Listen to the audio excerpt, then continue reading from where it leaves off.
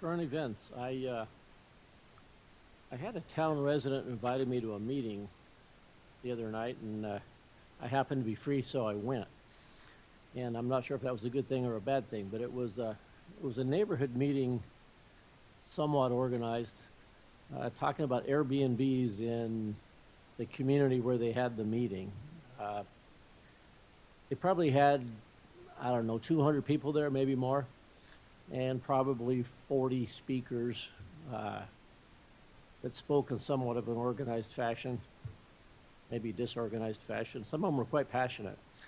They talked about challenges with party houses at these Airbnbs that are owned by investors or whoever, and I guess they rent them out by the night all the time. I don't know a whole lot about them. I was just listening to the meeting while I was there, but the meeting was in the islands where they have a bunch of lakes and things. And they talked about challenges where they dragged unclothed people out of their lakes or partially clothed people out of their lakes. They've had to pick up trash in their neighborhood or their common areas, their parks. And digging further, I guess they had a fight club, rented one house where they could, I don't exactly know what a fight club is. I guess they watch each other fight. And some of this spilled out into the street after they got done watching fights. I guess they went to fight with neighbors and whatever else went on. Vandalism from these things. One of the common comments I heard as the speakers were there is how evil their elected representatives are in the town and the state. None of them, or at least if any of them knew who any of them were, nobody mentioned any of them by name, and I didn't identify myself. But there were quite a few of them that wanted to talk about how all of the politicians were purchased by investors that own these Airbnbs, and they were purchased by lobbyists, and they were basically evil. Quite a few of them went through that discussion. I'd like to say they were completely misinformed, but on some things in their meeting, they weren't completely off. They were very passionate. One guy there, he spoke for a while, and a lot of vulgar language. He said that was because he was a Marine. I don't know if that's a trait of Marines or not, but in this case, I guess that was. But he was clearly very passionate. And one lady, she's in her 70s, and she actually owns one of these, and she was talking in favor of Airbnbs, which wasn't a very positive thing. The only thing worse than that was probably me being there. But as she was talking about it, they allowed each person 3 minutes, and I think she went, 3 minutes and 10 seconds, so they shouted her down, kind of led by this Marine guy. So the meeting was it was chaotic at times, but in listening to it, one thing they didn't understand is, just for lack of information, because it was a bunch of people airing out their concerns, but they didn't have a lot of facts. There were 2 bills that were run in the legislature this year, and I believe there's a third one still alive that would have regulated Airbnbs statewide on some level. 2 of those that would have one of the 2 that have already failed was sponsored by a legislator in Gilbert.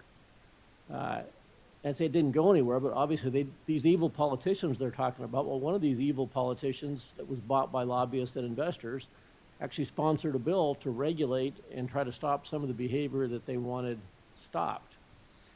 One of the guys asked for a show of hands, how many people here of this couple of hundred people have called the police because of an Airbnb problem in this community. And I couldn't count them, but I would say 75, 80% of the people there raised their hands that they have called the police at one time or another for some sort of a problem related to one of these Airbnbs. The common thing is they wanted to find some way to restrict Airbnbs, and they were talking at this meeting about their HOA trying to restrict them or limit them, having Gilbert, because somebody had told them they needed to contact their council members, which is how this person had reached out to me and asked me if I would attend.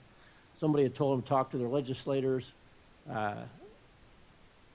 Obviously, none of them knew who they were, and didn't sound like anybody was aware there's been 3 different bills to address this issue this year.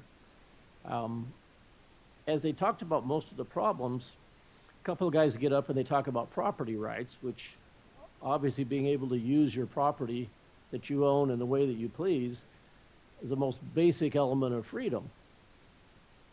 But where do your property rights stop when you're preventing the quiet enjoyment of your neighbor and his property that he also has property rights to? And as I listen to these people, and I say a lot of it was chaotic, some of it was rude, some was unorganized, but in listening, when they talked about calling the police about fights in the street, that's assault. That's already against the law. You talk about vandalism of the neighbor's property. That's already against the law. You talk about noise at 2 o'clock in the morning. That's already against the law. You talk about people that are not clothed swimming in a lake in their community. That's already against the law. Most of the problems they're having, although they didn't realize it, these problems already are regulated. They already are against the law. And the issue comes, how do we choose to enforce these issues as a town? And there is a fine line again. When you're playing your music too loud and your neighbor calls the police, do you want the police to show up and arrest you, or do you want them to show up and knock on the door and ask you to turn your music down? So there's some direction as how we ask our police to enforce the law, not that we don't have the law. I'm not sure what the answer is. I'm just sharing the meeting because I spent a couple hours there last night. And then I was afraid somebody would figure out who I was, so I left. But in listening to them, the concerns are real. And when if you call the police, let's say one lady, she says, oh, I've called the police 10 times. I'm not calling them again. They won't do anything. Well, part of the challenge she had is she's calling the police 10 times on the same house, but all 10 times you have a different person with a different problem. So it's not a second offense from the same person. I just want to make comments that it might be something to talk about in the future. I know we can't discuss it tonight. It's not on the agenda, but it was an interesting meeting to listen to the somewhat chaos, but it was information there. Now they're going to know who you are, so watch out. I'm guessing none of them watch these meetings. I'm guessing most of them probably don't even vote. They hate politicians, but I was surprised how little they knew about what really went on. I mean, the one senator that they seem to despise because he's bought off by lobbyists and investors, he sponsored the bill. Legislation. Mm-hmm. Try to solve the problem they're complaining about. They're completely unaware that he did it. They're completely unaware of who he is. It was shocking. Well, of course, if you look here, we got 10 people here to represent 250,000 people. So, I mean, most of them come in here for their 2-minute presentation and run off after they talk about what's happening next door and have no idea what's going on, which is unfortunate, but I guess it's not for everybody. Mm-hmm.